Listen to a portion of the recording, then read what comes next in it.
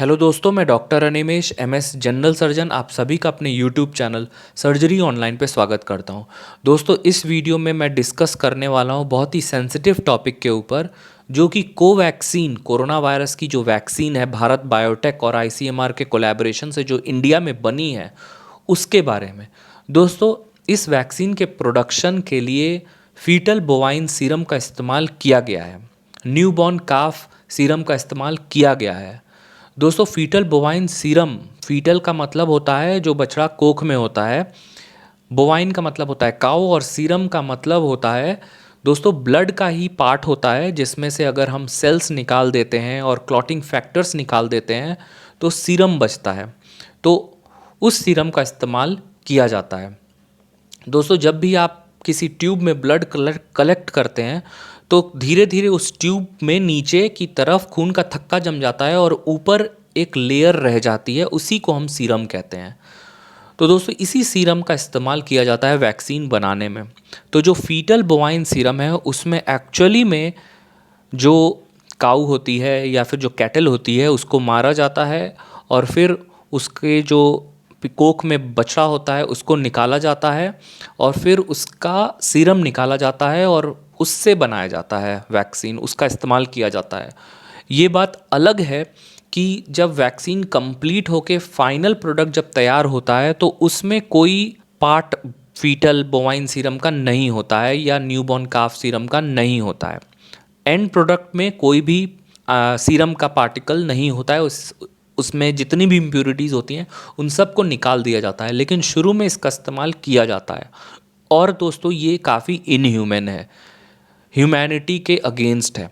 बहुत सारे लोगों ने इस पे ऑलरेडी बोल रखा है कि ऐसा नहीं करना चाहिए और हमें दूसरे तरीके ढूंढने चाहिए, हमें दूसरे तरीके का इस्तेमाल करना चाहिए अगर हमारे पास है तो।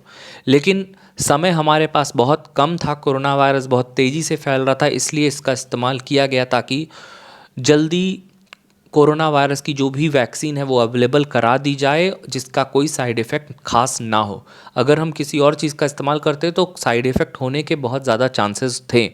इसलिए दोस्तों, इसका इस्तेमाल किया गया। आने वाले टाइम में हो सकता है कि इसका इस्तेमाल नहीं किया जाएगा, लेकिन दोस्तों अभी तो इसका ही इस्तेमाल किया जा रहा है। और आप सुन के हैरान हो जाएंगे कि पोलियो की जो 2 ड्रॉप आप लेते हैं, या फिर रैबीज़ जो डॉग बाइट के केसेस में जो इंजेक्शन लगते हैं, या इन्फ्लुएंजा के वैक्सीन्स लगते हैं, इन सब में फीटल बोवाइन सीरम या न्यूबॉर्न काफ सीरम का इस्तेमाल किया जाता है।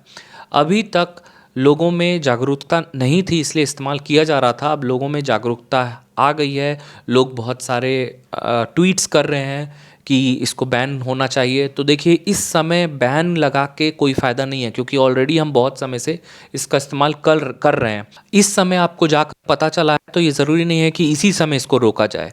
हाँ, ये ज़रूर है कि इसको बाद में तरीके ढूंढने चाहिए, बाद में और तरीके ढूंढने चाहिए, किसी और चीज़ का सीरम का इस्तेमाल करना चाहिए। देखिए, वैक्सीन जब भी बनेगी क्यों किसी ना किसी सीरम का इस्तेमाल होगा, कोई ना कोई जानवर उसमें लगेगा, तभी वो सीरम से डेवलप किया जाएगा वैक्सीन। तो लेकिन जो काफ सीरम है या फिर जो बोवाइन सीरम है वो का थोड़ा इनसेंसिटिव हो जाता है, इनह्यूमन हो जाता है, और इंडिया में तो ये सारी चीज़ें और भी ज़्यादा इनसेंसिटिव मानी जाती हैं। तो इसलिए इसका इस्तेमाल आगे फ्यूचर में नहीं करना चाहिए और इसे चेंज करना चाहिए। समय के साथ हो सकता है कि नई चीज़ें डेवलप हों, नई चीज़ों की खोज हो और फिर नई चीज़ें आए सामने। लेकिन अभी दोस्तों, कोरोना वायरस इतना तेज़ी से फैला हुआ है तो हमें इसका इस्तेमाल करना चाहिए। बाद में कुछ समय बाद हो सकता है कि थोड़ा स्टेबल हो जाएगा सिचुएशन, तो हम दूसरी चीज़ों की तरफ सोचेंगे, दूसरी चीज़ों की तरफ बढ़ेंगे। दोस्तों, इस समय आपको विरोध करके या फिर कोवैक्सीन के अगेंस्ट जाके आप कुछ हासिल नहीं कर पाएंगे, क्योंकि कोरोना वायरस का अगर थर्ड वेव आ जाएगा तो वो बहुत सारे लोगों को फिर से बीमार कर देगा, बहुत सारी डेथ्स हो जाएंगी। तो लोगों को बचाने के लिए हमें ये करना पड़ रहा है। हम चाहते नहीं हैं ये करना, लेकिन ऐसा करना पड़ रहा है। फीटल बोवाइन सीरम का इस्तेमाल करके कोवैक्सीन बनाना पड़ रहा है। दोस्तों, कोवैक्सीन इफ़ेक्टिव तो है, ये 100% मैं श्योरिटी के साथ कह सकता हूँ। डेटा इस साल के एंड तक आ जाएगा, और एनआईएच की लैब ने भी बोल दिया है कि ये अल्फ़ा और डेल्टा वेरिएंट के अगेंस्ट काफ़ी इफ़ेक्टिव है कोवैक्सीन। तो अगर आपने वैक्सीन नहीं लिया है तो ले लीजिए। अगर आपको लगता है कि कैटल या काऊ या काफ या बछड़ा का इस्तेमाल किया गया है, तो उससे डरने की ज़रूरत नहीं है। एंड प्रोडक्ट जो फाइनल वैक्सीन तैयार होता है उसमें ये सब चीज़ें नहीं होती हैं, लेकिन हाँ उसका जब प्रोडक्शन होता है तो इसका इस्तेमाल किया जाता है। एंड में ये सब चीज़ें नहीं होती हैं वैक्सीन के अंदर। वैक्सीन में सिर्फ लाइव एटीन्यूएटेड वायरस होता है, कोरोना वायरस ही होता है, जो कि ऐसी अवस्था में होता है कि वो बीमारी नहीं कराता, सिर्फ इम्यूनिटी बढ़ाता है। तो दोस्तों वैक्सीन नहीं लिए हैं तो वैक्सीन ले सकते हैं, और प्लीज़ विरोध करना बंद कीजिए, क्योंकि ऑलरेडी हमने बहुत सारी वैक्सीन ले लिए हैं। आपके बच्चों ने लिया है, आपने लिया होगा, और कई सालों से लेते आ रहे हैं। उस समय किसी ने कुछ नहीं बोला। अभी कोरोना वायरस की महामारी में सब लोग ये सब बोल रहे हैं, तो ये मुझे लगता नहीं कि सही है।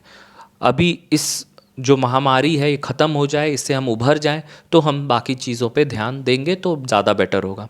अभी हमें वैक्सीन ले लेनी चाहिए। दोस्तों मुझे भी दुख है, मुझे भी लगता है ये इनह्यूमन है, इनसेंसिटिव है फीटल बोवाइन सीरम का इस्तेमाल करना, लेकिन हम अभी कुछ नहीं कर सकते। अगर वैक्सीन नहीं लेंगे तो बहुत सारे लोग मर जाएंगे।